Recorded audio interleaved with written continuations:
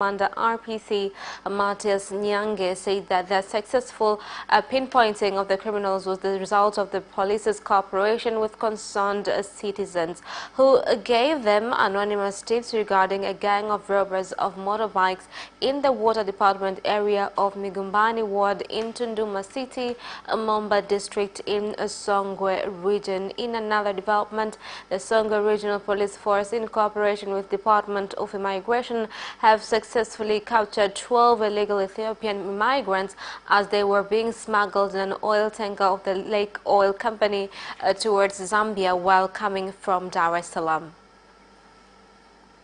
On motorcycle robbery at Water Department Forest in Tunduma town, where they wanted to rob motorcycles. Likely, the police arrived in time and there was a fire exchange from both parties, where one of the suspects was shot and died immediately. At the scene, a gun possessed by the suspect was recovered by the police. Although it was New Year's Eve, there were homemade fireworks heard in the air, but suddenly there was heavy gun sound. We were all shocked. There is poor security at Water Department area, where at night most of the drivers do not dare to cross. The Prime Minister of Tanzania, His Excellency Kassim Majaliwa, has arrived in Songea town, Ruvuma region, so as to undertake a 5-day working tour of the region. The Prime Minister gave the directives to the Council to ensure that they properly supervise the building of classrooms and that they should tackle students' school banking. Prime Minister Majaliwa gave those directives immediately after arriving to the Songea City Airport and receiving information related to Ruvuma region, which was read by the Commissioner of the region, Ms. Christina Mdeme. The Prime Minister also directed the councils to ensure that they build enough classrooms as well as address the banking behavior of students. Councillors should be busy constructing classrooms that will accommodate all students selected to join secondary school. Let us put an end to school banking behavior of the students, and this will be successful if teachers will be fully responsible in this problem, because you know students do that regularly. But also the village should be responsible too in supporting this move. It will be great this year if the government will care for farmers by providing them with agricultural implements in time to support their farming activities, which will bring good harvest in the end. However, prices of food crops are quite low. Farmers are investing so much in their farms, but after harvesting, the price in the market is not satisfactory. I would urge the government to pay attention to food prices, especially maize.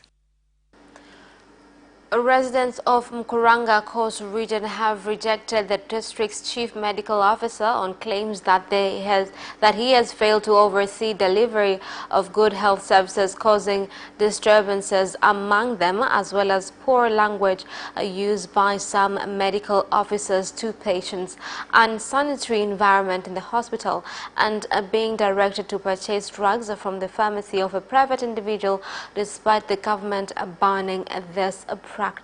The complaints were made at an open end of year meeting that was discussed various matters, including the health, water, construction, and agricultural sectors.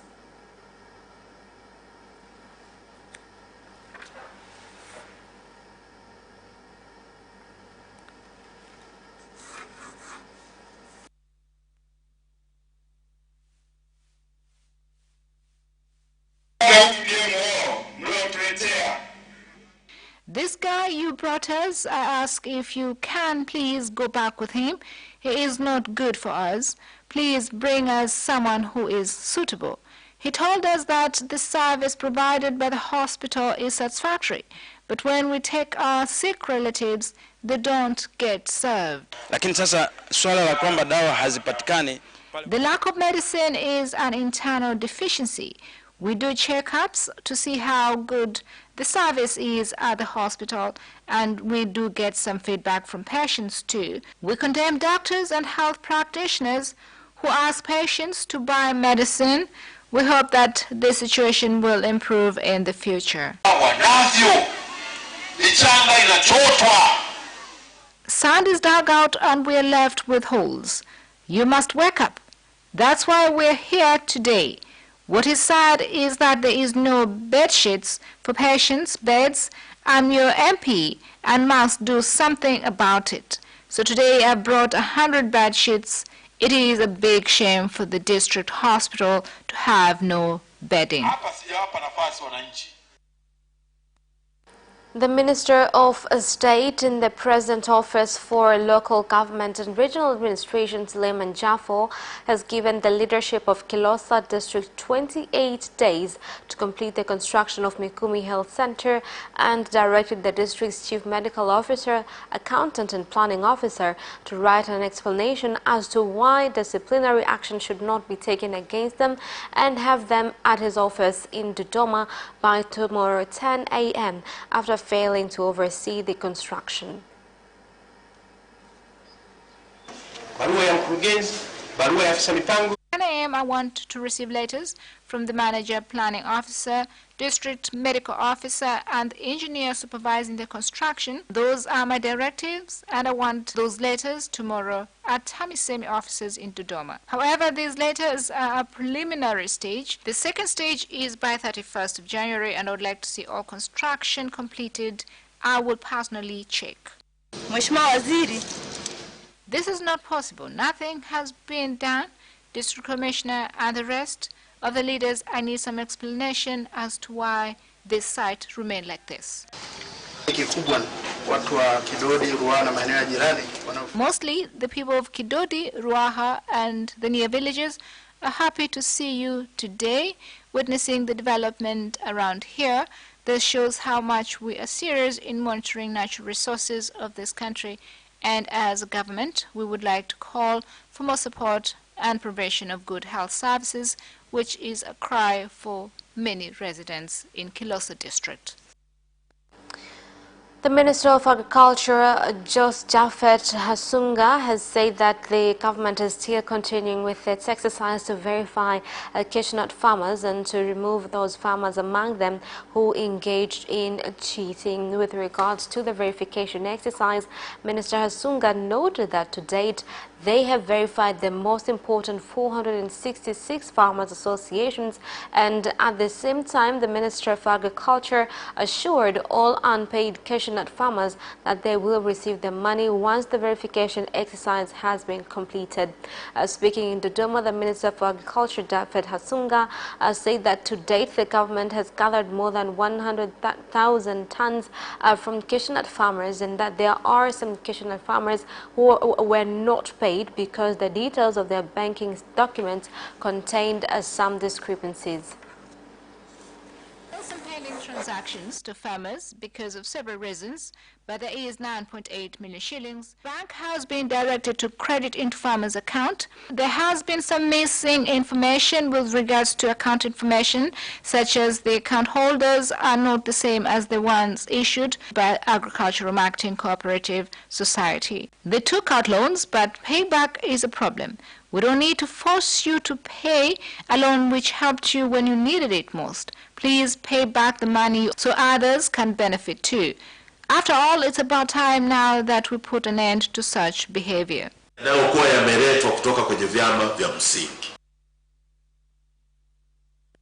Over 100,000 people from the Hadzabe and Toga community in Mongoamono, Domanga and Yaheda villages surrounding Yaheda Valley Forest Reserve in Bulu district have begun to benefit from the sale of carbon gas as part of the fruit of environment conservation of the natural forests in the area.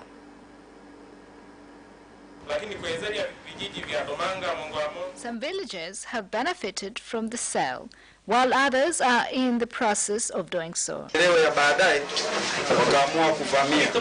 There are those who tried to enter illegally, and some succeeded in entering, and they don't want to leave. The entire nation and the world at large will benefit, and that is why companies dealing in this insist on the need to protect the environment.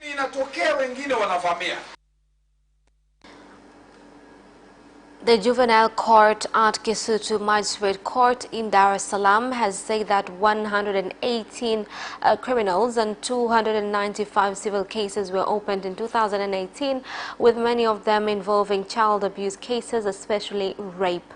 This was said by the Kisutu Senior Resident Magistrate Agnes Mchome, where she added that a large percentage of the criminal cases involved children that were not being raised well, leading the creation of many criminals. I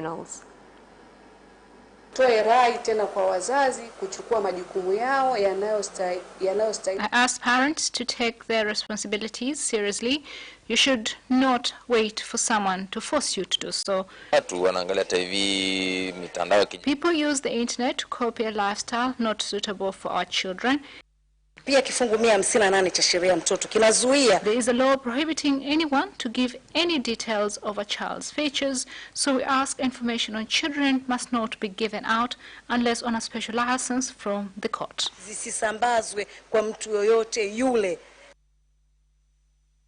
The legendary Kiswahili language expert in the country, Hassan Makih, has died at the Muhimbili National Hospital in Dar es Salaam.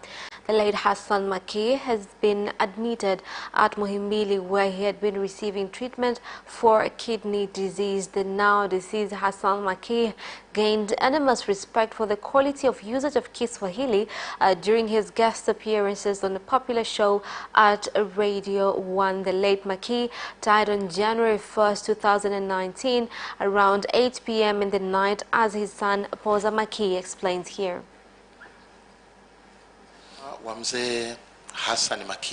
This problem started suddenly, and the diagnosis showed that his kidneys had failed. In Satyatatu, he was our neighbor in Mbezi Luis. We went to church together. We were saddened by his passing.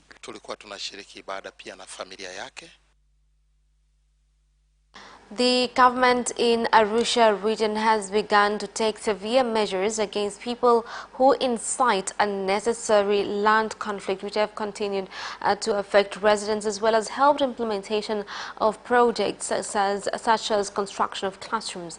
Speaking after visiting some wards of the district and witnessing for himself the effects of the conflict, Arusha Regional Commissioner Mrisho Gambo said that among new measures to end the problem is to apprehend those who create, incite and encourage conflict, including leaders of the relevant areas. The chairmen are expecting to go to election this year. I wonder how you will go back to office. Again, if you do not participate fully in development activities, we will not care for political parties that you come from. It is only your work that will show your value. And that is the end of national news. International news follows next.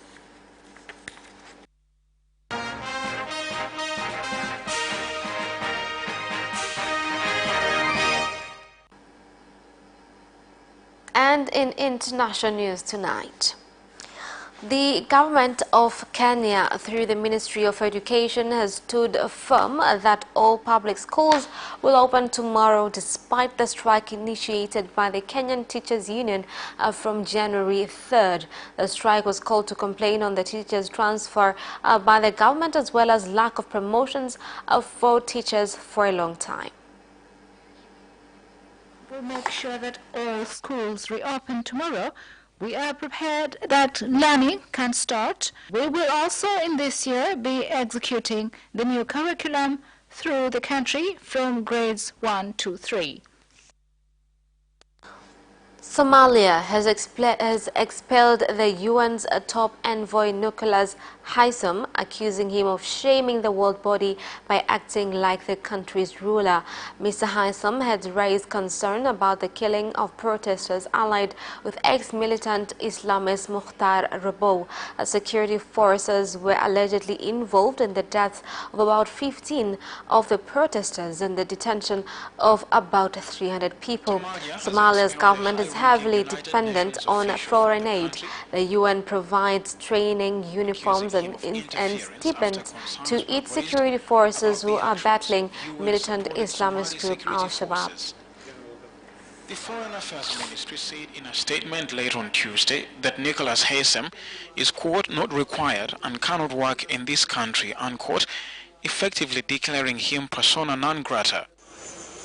The United Nations is a major backer of Somalia, which is trying to recover from over 2 decades of civil war. The government's move comes after Haysom expressed concern over the alleged involvement of UN-supported security forces in the arrest of Mokhtar Robo, a former Al-Shabaab commander who was stopped from contesting the presidency of the Southwest region in December. 6 people have been killed and 16 others injured in a train accident on the Great Belt Bridge in Denmark. Rail network officials said debris from a freight train, possibly a troplane, hit a commuter train during a heavy storm, forcing it to brake suddenly.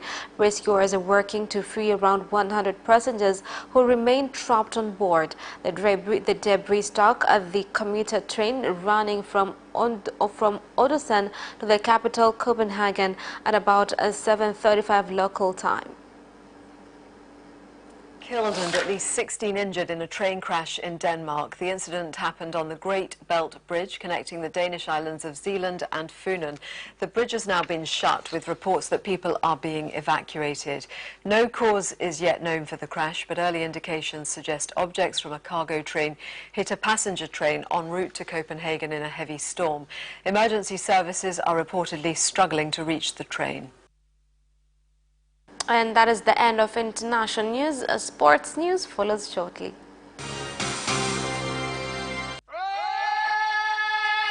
Hi, my name is Kotaro Tokuda.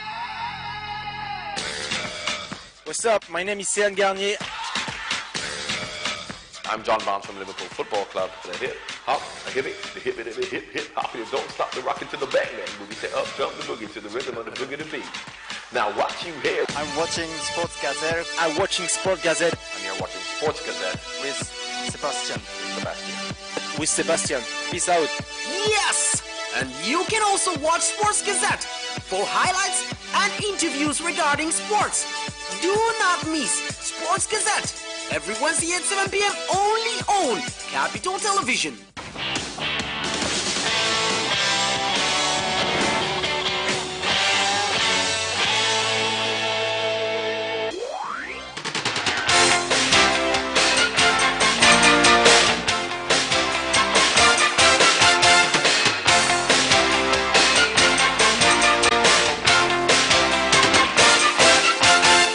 Welcome back, and in sports news tonight. The Mapinduzi Cup has entered its second day in Zanzibar, where Mlandege has begun its campaign to win in a match against Chipukizi from Pemba, with defending champions Azam FC facing off against Jamhuri from Pemba tonight. I'm pleased with the results because we've won. Although we did not play well like we did in the previous match. Last time we played a match together, we had a draw, but today the performance was not good. This is a new team. Participating for the first time, we came to learn so we can play better next time. We've had some new players who need to get the exposure. The technical bench of the men's under-19 national cricket team believes that their team has a significant opportunity to shine before nations such as Kenya, Uganda, Namibia and Nigeria in the World Cup qualifiers that will take place in March in Namibia. ambazo ni Kenya, Uganda, Namibia. Almost 5 African countries will participate, including Kenya, Uganda, Namibia, Nigeria and Tanzania. 2 representatives will be chosen to go to the global qualifying game, as Tanzania, after qualifying, we started preparations. Kuna vijana ambao wanaendelea matayarisho wako hapa. We have begun preparations well. I say we are very well prepared. for the matches. We got great experience from the matches we played in South Africa. I believe we'll get the victory. Although our team is still young, we played well at the match we had in South Africa. We are hoping to perform better despite of the big teams coming from Namibia, Uganda, Nigeria and Kenya. Sisi Tanzania, kuna Sierra Leone, kuna Nigeria, tutapigania tuweze kufuzu kwenye hizo timu. The technical bench, now moving on, the National Sports Council, BMT, has emphasized that in 2019 they will continue to oversee sports according to the law and direct the sports clubs to conduct their responsibilities according to their constitution and to prepare strategies to ensure games make advancements as well as to deliver their calendar of events for the year. As Tanzania Sports Council, we are influencing good governance so that we have conflict in sports groups. This year we are not expecting any group to have conflict instead of developing sports in Tanzania.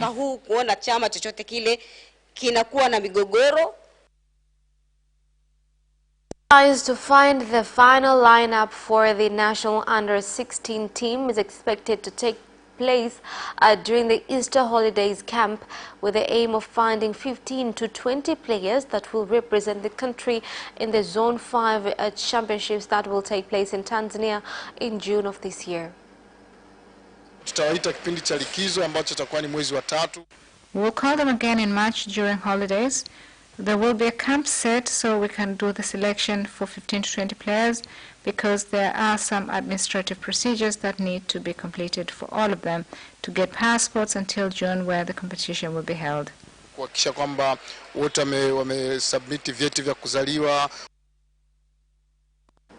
Tanzania Football Federation TFF has been asked to start the process to place teachers of the sport in villages so as to discover and foster the talents of football players, which can become great contributors to clubs and the national teams.